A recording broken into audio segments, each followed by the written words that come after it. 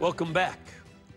Tonight we have a guest who is a deacon in the Kyiv Archeparchy of the Ukrainian Greek Catholic Church. An archeparchy is the same thing as in the Roman diocese as an archdiocese. In the Eastern Church, it's called an eparchy instead of a diocese. He is a professor of liturgy at the Pontifical Oriental Institute in Rome. And tonight, he'll be sharing with us about the extraordinary life and ministry of Venerable Metropolitan Andrei Sheptytsky, who had guided the Ukrainian Greek Catholic Church through 2 world wars and 7 political regimes. Joining us from our EWTN studios in Cologne, Germany, please welcome Deacon Daniel Galada. Father Deacon Daniel, welcome to our show. Thank you very much, Father. Christ is risen. Indeed, he is risen. It's good to have you with us. And first of all, to understand, to help our audience understand that the Ukrainian Greek Catholic Church is part of the Byzantine part of the Catholic Church. Is that not correct? That's right, yeah. So the Ukrainian Greek Catholic Church, or perhaps as it's known in the United States and Canada, Ukrainian Catholic Church, is one of the many, over 20 churches that are part of the Catholic Church. The Roman Catholic Church, of course, is the largest of the churches of the Catholic Church, the Universal Church, accounting for probably 99% of faithful worldwide.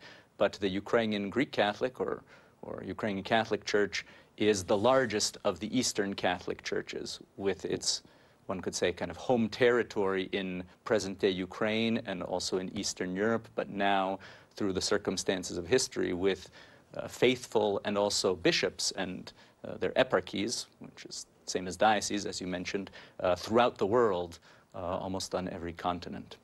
Yes, and it's a very important church because the Ukrainian Greek Catholic Church, I believe, is the largest of the Eastern churches in the Catholic Church, correct?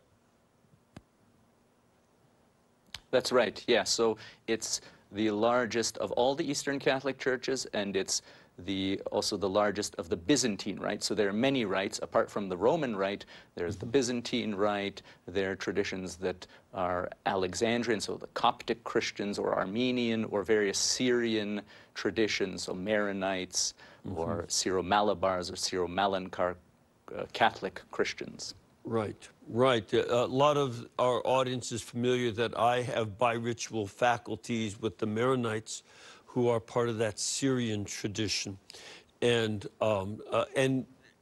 any Catholic can go to any one of these Eastern churches and receive the sacraments, that they're always welcome. And I want to encourage people to do so. It's important to see, as Pope St. John Paul had frequently said, from early in his pontificate, his second encyclical, that we need to see the church breathing with both of its lungs. This is a very important part of the church. One of the things I also would like people to understand is that the last century, the 20th century, was the time of greatest persecution in the history of the church. Out of the 75 million martyrs in the history of the church, 40 million were killed in the 20th century alone. And of that 40 million, the majority were in the eastern part of the church. This is where the atheism, socialism, and communism slammed like a storm against the shore of the church and pummeled the people, killing tens of millions of people in Eastern Europe, and then in some parts of the Oriental Church in Western Asia and Central Asia. So this is a very important part of the history of the Eastern Church, martyrdom.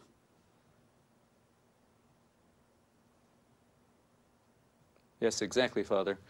And that's why I'm very thankful to be able to talk about the life of Metropolitan Andrzej Szeptycki, who was the pastor of a church that experienced both of these world wars of the 20th century and was caught between Nazi Germany, Soviet Russia, caught also on the front lines between East and West, also in terms of the Christian tradition. First of all, tell us a little bit about his life. When was he born and where did he live? So he was born on July 29th, 1865, in what is today presently Western Ukraine. At the time, it was the Austro-Hungarian Empire, into a noble family of, one could say, Ruthenian heritage.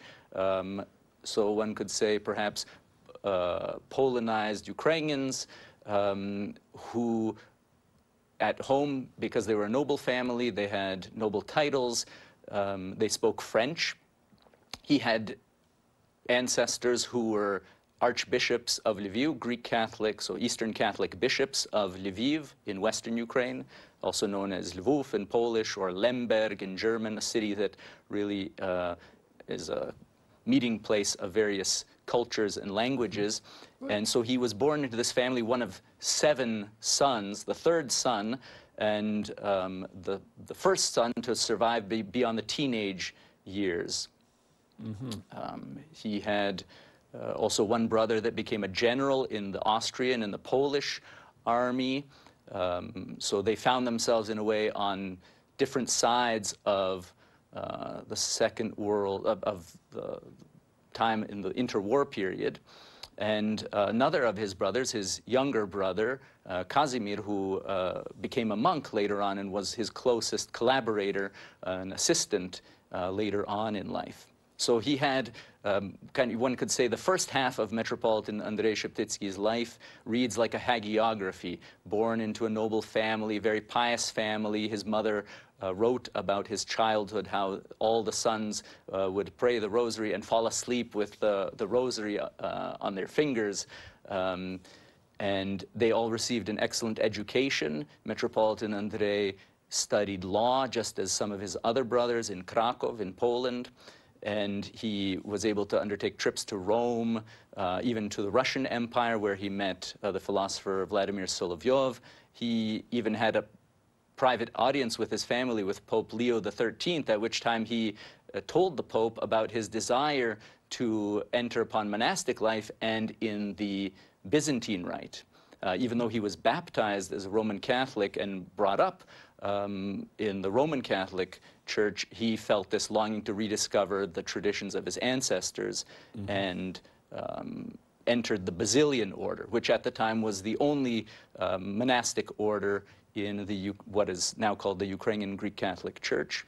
And it was around that time reformed by the Jesuits, so it united a contemplative and an active apostolate. So they were very much involved in education.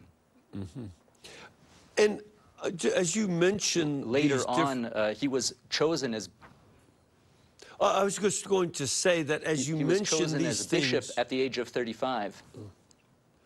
Okay, I was just going to say that as you mentioned these things, it would be worth it for people to go back and understand the history of this period, because this is, you know, he's got people in his brothers in the Polish army, the Austrian army, and you know, it's just what was going on. And for folks to understand in that time is the empires of Europe were doing body slams against each other and breaking down all of their empires. So by the end of the World War, the First World War, the Russian Empire, it becomes Soviet Union. The Austro-Hungarian Empire loses having an emperor. Poland didn't exist before that, but then after the war, Poland does exist. New countries like Czechoslovakia come into being. This is great turmoil that didn't really settle down for until relatively recently, and even still, and we'll talk about this later, the present war going on between Russia and Ukraine is the ongoing saga of these empires, you know, falling apart and reforming, and so it's worth knowing history so that you can see the context in which someone like Venerable Sheptytsky could be placed. So that's why he was Roman Catholic. Lviv was Poland. In fact, my family saved a Jewish family from Lviv, but later on it became part of Ukraine. So, because it's mostly Ukrainian people. So, continue on about this background. That's right. Yeah, thank you, Father, for pointing that out. The episcopate of Metropolitan Andrei Sheptytsky, he was first a bishop in what was then called Stanislavov or Stanislaviv, and today's Ivano-Frankivsk, a town in western Ukraine. He was their bishop for 14 months before he was elected, appointed metropolitan of Lviv, so archbishop, the most senior cleric for all Greek Catholics in the Habsburg Empire at the time. And he was the pastor of his flock at the beginning, when they were under the Austro-Hungarian Empire. So this was an opportunity to really help the church flourish. He would establish theological associations, theological schools, caring for the education of the clergy.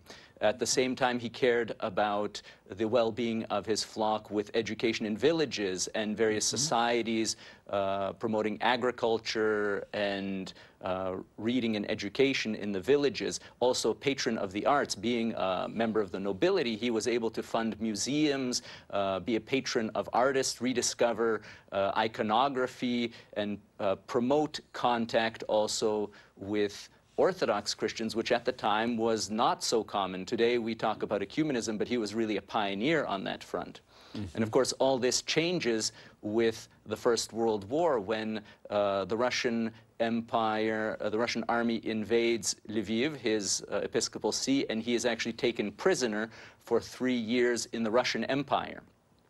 And he's held there in prison in a monastery, and he's able actually to communicate with some of his clergy in kind of secret means by sending icons with inscriptions on the back of them indicating that he's alive. And after the conclusion of the First World War and his release, he was able to make visits to the United States, Canada, and even South America to visit his flock, which had been spread throughout the world, both before and during the First World War. So the opportunities that were there during the Austro-Hungarian Empire really were, it became a completely different situation. One already had the experience of persecution during the First World War, kind of a foretaste of what was to come during the Second World War, with much greater persecution, with monks and nuns and priests being exiled and murdered. One has to remember that at that time, what is present-day Ukraine was caught between Nazi Germany and Soviet Russia. On September 1st, 1939, the Soviet army came into Lviv and occupied Western Ukraine for 2 years. And so during this time, the Greek Catholic Church was persecuted, women's monasteries, convents were closed down, and lots of the population was either imprisoned or sent into exile in the Soviet Union. So he is a complex figure because caring for his flock, he tried to do everything possible to help them survive and to preach the gospel, preach peace in a time of war.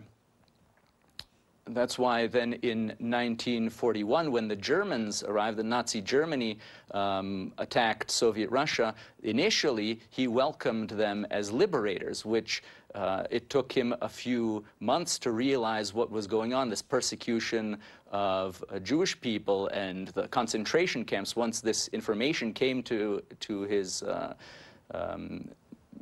he came into this information, he then wrote letters directly to Himmler and Hitler condemning this, and he's actually one of the few Catholic hierarchs that during the Second World War wrote directly to the Nazi German authorities to condemn this. And meanwhile, he was saving the children of rabbis in Lviv and in Galicia in western Ukraine from concentration camps, from their murder and torture. And in fact, today we know of many cases of Jewish children being saved in the network of monasteries that Metropolitan Andrei Sheptytsky had created, the Studite Fathers. And for example, the chief rabbi of the Israeli Air Force, Rabbi David Kahane, was one of the children that was saved by Metropolitan Andrei Sheptytsky. The same thing with Adam Daniel Rotfeld, Foreign Affairs Minister of Poland, and all this is documented in the biography of Kurt Levin, who was able to flee to Israel and then to the United States, and was actually one of the witnesses at the beginning of the beatification process of Metropolitan Andrei in 1958 in Rome. Mm-hmm. And again, to help situate this, you know, when Lviv, as we mentioned, was part of Poland, and in the famous agreement between Germany and Soviet Union, Nazi Germany and Soviet Union, they had agreed to divide Poland up. So the communists took eastern Poland, the Germans invaded western Poland, and they divided up, and this was the collapse of the brand new Polish country. It just fell apart with two invaders, but it was a crisis for the Catholics in what was then eastern Poland, western Ukraine. In addition, I think it's very important to understand how vicious the Soviet communists had been to the people of Ukraine in general. They had already starved over 6 million people to death in Ukraine. They tried to destroy the system of private farms by starving the farmers to death, taking their grain and their seed grain and leaving them with nothing, and they just died. So this was a major famine going on, and when the Germans did invade, it was perceived as an improvement over the Soviets, given this mass starvation that had been going on in the 1920s and 30s under communist rule. Is that not correct? Exactly, exactly. So it's almost an impossible situation, being stuck between a rock and a hard place, knowing that the Stalin regime in the Soviet Union had taken away the grain of numerous people in central and eastern Ukraine in the 1930s in what is called the Holodomor, this famine genocide. Mm-hmm. So people in western Ukraine, being under Polish rule, were living in relative peace and comfort at the time. So seeing the Soviets flee was a welcome sign. But at the same time, in this transition, in between the fronts, we have numerous examples of clergy and laity being murdered viciously and brutally. All of this is very similar to what we hear in the headlines in the last few months during this war in Ukraine, people being monks, for example, in the town of Drohobych in western Ukraine being boiled alive, or some crucified on walls, really barbaric torture at the hands of the Soviets. At the same time, then, very zealous pastors, for example, the Blessed Emilian Koch, priest who had studied in Rome. He was a married priest. He was very much involved in charitable work in his parishes. He then was taken prisoner in a German concentration camp at Majdanek, and despite the opportunity to be released, he stayed with the imprisoned there because he said this is where he can really fulfill his ministry as a priest to those people most in need. So really horrible death and suffering coming from both sides, and Yes. many of these confessors and martyrs have been beatified by St. John Paul II during his visit to Ukraine in 2001. Yes, as a matter of fact, I helped do a documentary on Blessed Vasil Velichkovsky, who had been a prisoner in concentration camps and given some of the poisons that later on the Russian Federation used against their enemies. This continued on as a horrible experience. And, you know, I know that there was some criticism of Venerable Sheptytsky for, you know, welcoming the Germans. But when they came, they tried to portray themselves as liberator of the persecuted people. What they didn't realize is that within a year or so of their invasion of Ukraine, they would then start executing the Jewish people, just lining them up in ditches and machine gunning them. Even the Nazis who did that, you know, the machine guns, they went crazy themselves. You know, that's why they later on started the gas chambers, because it was too horrific even for the Nazis. Some of the soldiers actually doing the crime. And so, you know, between, again, the National Socialists, the Nazis, and the communists, this destruction was part of, you know, the mass execution of people by atheistic governments. Exactly. Yeah. That's the barbarity of the Second World War that really was felt many times in the Archeparchy of Lviv when Metropolitan Andrei was the bishop there. And seeing the threat of further persecution, he prepared the church very well for survival during the period of communist persecution, which lasted from the second arrival of the Soviet army in 1944 in Lviv until 1989, when the church was able to come out of the catacombs, so to speak, from persecution, and was able to be legalized again.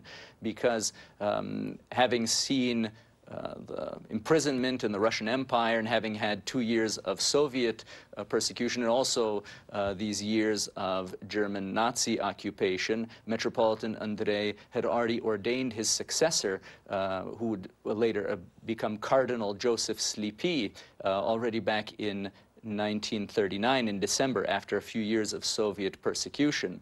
And his biography is well known in the West, particularly because the similarities of his life to the fictional character of Archbishop Lakota from Morris West's The Shoes of the Fisherman is so close that I've heard this anecdotally, that when journalists would ask Cardinal Joseph Sleepy about his 17 years in Soviet gulags. He was there from 1945 until his release during the Second Vatican Council with the aid of American President John F. Kennedy and Pope John XXIII. Journalists would ask, is is it true that the biography, the story, the novel, the movie, The Shoes of the Fisherman is about you? And he would say, no, no, no, this is fiction.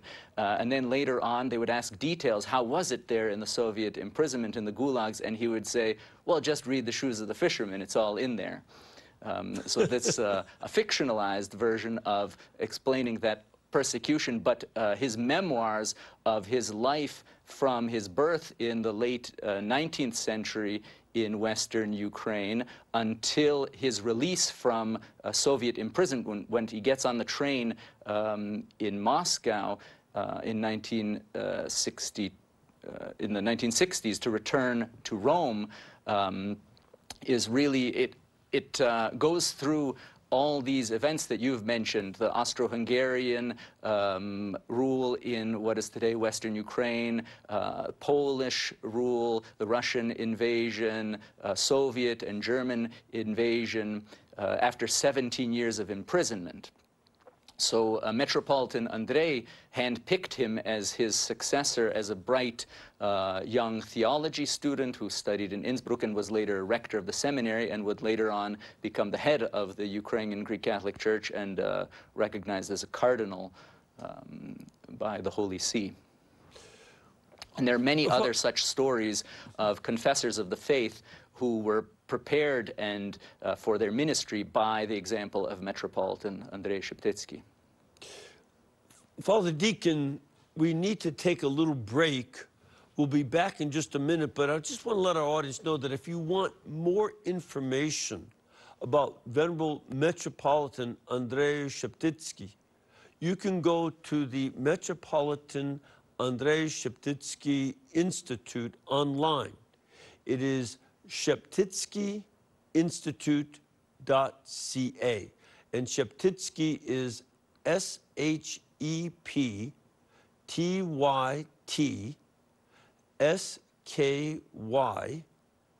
Institute.ca. And don't any of you complain about the name being difficult. They have more vowels per in ratio to consonants than we Polish people do. So you're really doing pretty well with that name. So look that up. We'll be back in just a couple of minutes. Please stay with us.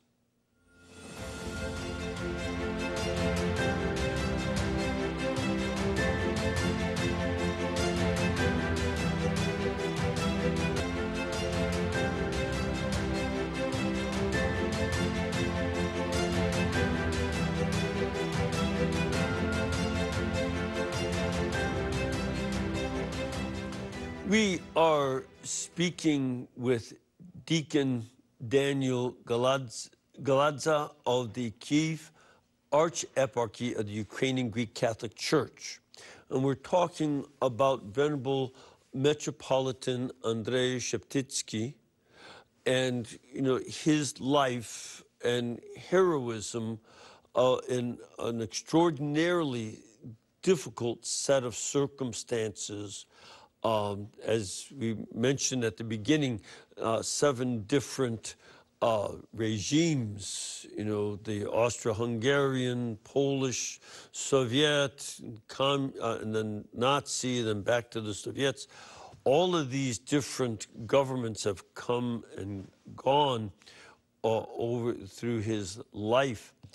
And, you know, it's also important to understand something, and Father Deacon Daniel, I'd like you to address this.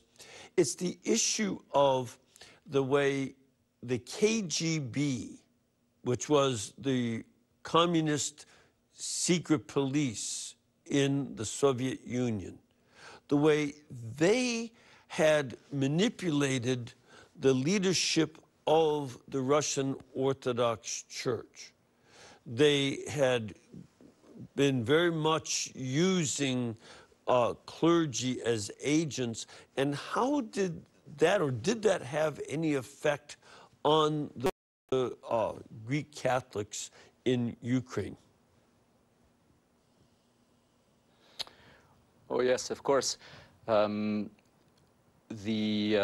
end of the life of Metropolitan Andrei Sheptytsky is connected with this question. He died on November 1st, 1944, when the Soviet army had already entered Lviv for the second time after driving out Nazi Germany. And even though it was in the interests of the Soviet government and also the Russian Orthodox Church to liquidate the Greek Catholic Church because it wasn't willing to collaborate with the Soviet authorities, they had waited until Metropolitan Andrei Sheptytsky had died to make any moves because they understood that he was such a great moral authority, not only in the church, but in general in society, and not just among Ukrainians, but among all of society. So they waited until after his death to begin kind of smear campaigns, even though they would acknowledge his work to save Jewish children and his attempts to save his flock in the horrors, during the horrors of war. But it was then soon after his death, so the next year, that the KGB, the secret police of the Soviet Union, rounded up all the bishops of the Ukrainian Greek Catholic Church and sent them to Soviet prisons, first for interrogation and then later on to gulags for hard labor throughout the Soviet Union. And some of them died very quickly, and some of them have been beatified, as I mentioned, by Pope John Paul II in 2001, and some survived. Cardinal Joseph Sleepy, Blessed Basil Velichkovsky, or Vasil Velichkovsky, whose relics are in Winnipeg in Canada. So the KGB involvement there with the arrest of the clergy, the bishops of the Ukrainian Catholic Church was crucial. But then 1 year later, there was an attempt to liquidate the whole church. So the KGB, in a way, forced the Russian Orthodox Church to organize a church council. One could put it in quotation marks because there were no Catholic bishops present, and yet the Russian Orthodox Church at the time, even though it was compromised by the Soviet government and forced to collaborate with the secret police of the Soviet Union, now archival documents show that the head of their church at the time, Patriarch Alexei I, did not want to convene this council. He said that it would be better to just have individual parishes or individual priests convert one at a time. But the Soviet government wanted a triumphal show of victory over the Greek Catholic Church, and so they organized very cynically on the Sunday of Orthodoxy, the first Sunday of Lent in the Byzantine tradition, which is actually about the veneration of icons and proper understanding of Christology, so the Orthodox faith, and not about confessional orthodoxy. They organized this pseudo-sobor, as many popes have called it, since it was convened in 1946, and anyone who refused to join the Russian Orthodox Church was then arrested, sent to hard labor in Siberia, among them many monks, diocesan priests, and also many married priests who went with their families as well. And so it was this period from 1946 until 1989 that the church was considered illegal in the Soviet Union. Nevertheless, the church was, in the eyes of its faithful and its clergy, and in the eyes of the Catholic Church throughout the world, was not ever liquidated. It continued to serve in the catacombs, and there are many examples of secret divine liturgies being celebrated in private homes, even clandestine seminaries and monasteries functioning and evading arrest from the KGB, or sometimes these priests, these monks and nuns would be arrested and nevertheless survived this period of persecution. In fact, I had found out that Cardinal Sleepy had consecrated Blessed Vasil Velichkovsky secretly, along with other bishops, and he had, consecrated him a bishop in a hotel room in Moscow right before he went to Rome. And these kind of, secret masses and the use of raisins that were fermented so that they could have wine to celebrate this liturgy, even in the prison camps, the gulag camps. These kind of, the heroism needs to be better understood, by, what people went through. And seeing this, when we worry about, a few riots and things like that going here, and we hear threats against Catholic churches because of our pro-life stance, this is nothing compared to what happened to the Christians in Eastern Europe, and particularly Catholics. This was, the Greek Catholics in particular. It's very important to understand this history and see what courage looks like among bishops, priests, monks, nuns, and lay people who suffered so much. That's right, yeah. And now we have a lot more information about this from both archival material that was opened up in Ukraine, very briefly in Russia, because it was closed soon after the dissolution of the Soviet Union. We have many autobiographies and memoirs that explain what life was like in the catacombs. There are examples, like you said, about these clandestine liturgies, priests even having to use basic household items as a chalice and a paten, so an espresso cup and a little plate, and this would be their chalice and their paten. Even examples of the heroic Metropolitan Volodymyr Sternyuk, a Redemptorist who was then head of the church in Ukraine for a time in the period of the persecution, where they would use their glasses. They would use one side as a chalice and one side as a paten to consecrate the Eucharist, and use their bodies as altars. And this is something we hear about in the lives of the saints in the early church. So it's really incredible, as you mentioned earlier, this connection between the early church and the 20th century, this time of persecution. And there's one of my Jesuit brothers who had been a missionary in what was then Eastern Poland when he arrived, Western Ukraine, as a Greek Catholic, wrote a wonderful book called With God in Russia.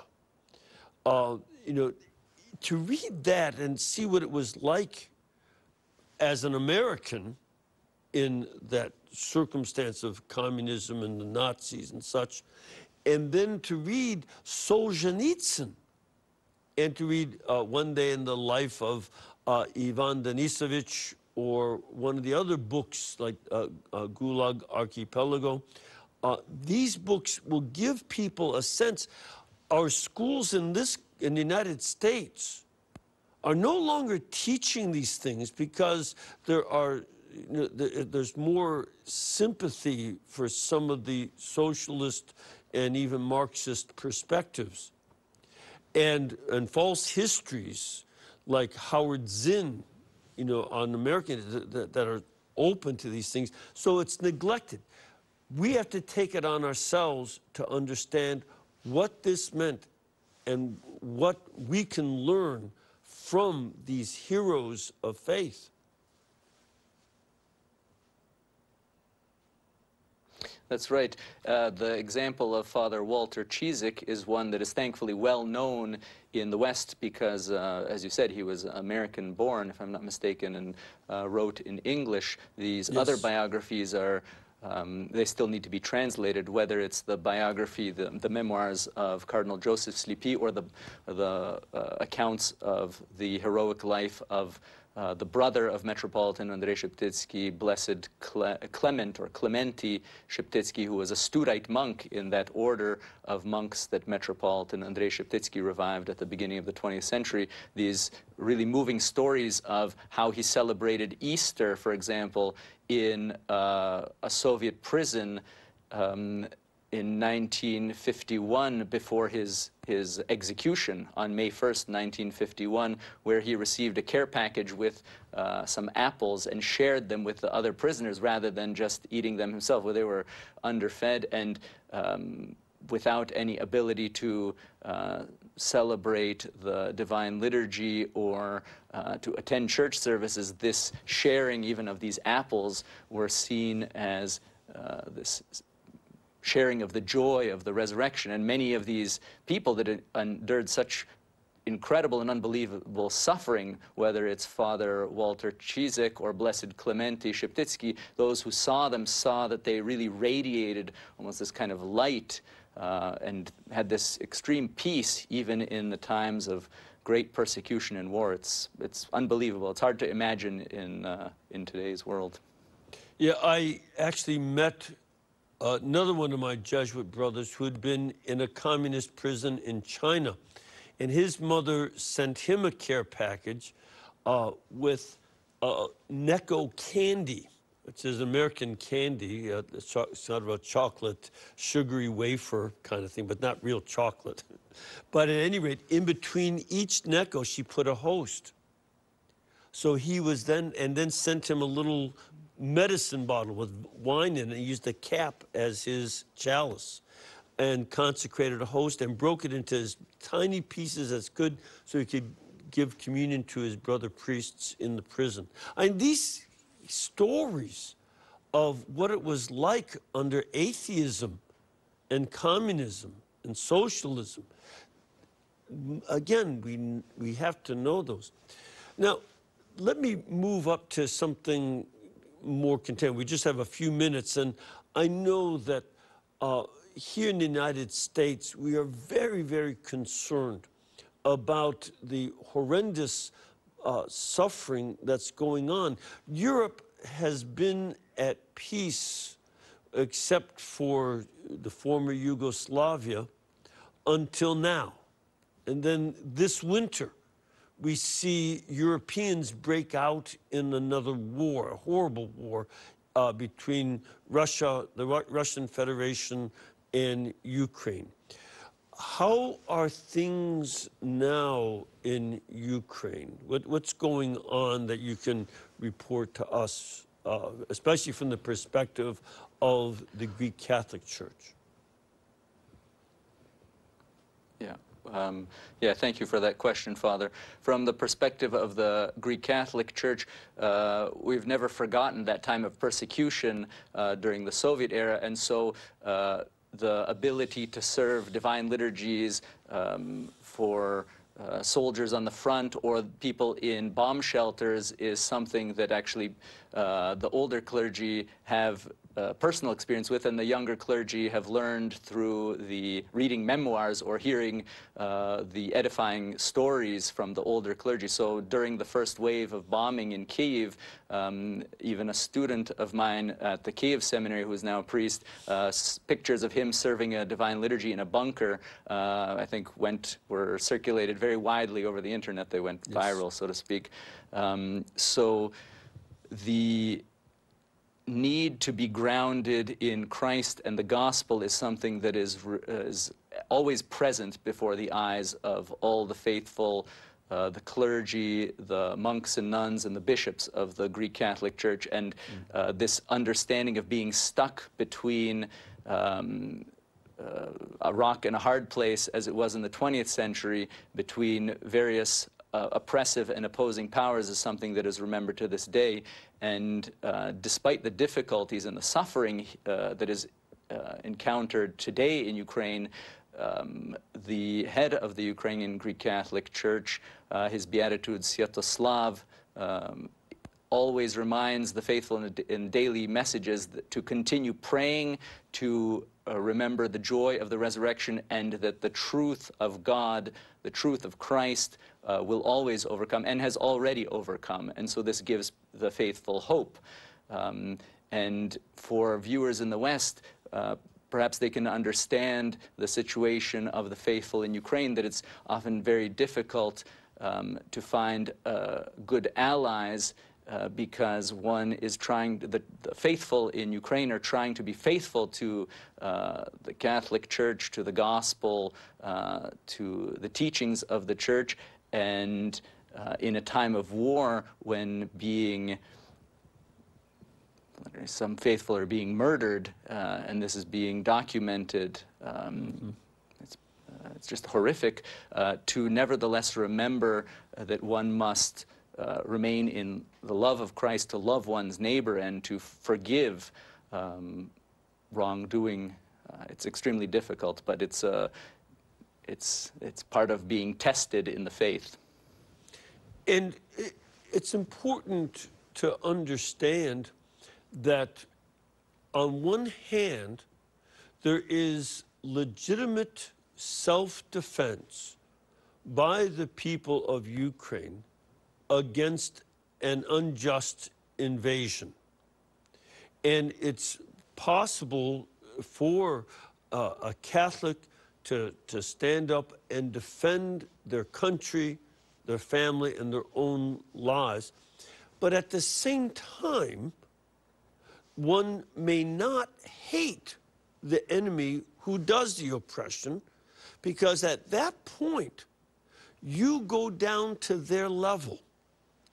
You don't want to let the evil that is done to you make you part of the evil as well. You want to, again, rightfully defend yourself and do so well, and at the same time, love your enemy with hopes that they have a conversion away from this evil. That's our goal. Would that not be the mentality of the Greek Church? Exactly, Father. And on the church front, it's also very difficult because Ukraine is a country that probably the majority of the population is Orthodox, and within Ukraine, the faithful Greek Catholics and Orthodox generally live in peace. The Greek Catholic Church has tried to, turn the other cheek, to ask for forgiveness and to work towards reconciliation, even with the Russian Orthodox Church. After the Greek Catholic Church was liquidated in the Soviet Union in 1946, there were efforts, particularly in the 90s and the 2000s, to have some sort of reconciliation, but unfortunately nothing has really come about with that on any official level. But nevertheless, it's crucial to be reminded of loving God with one's whole heart, mind, and soul, and also loving one's neighbor. And what does that mean? Who is our neighbor?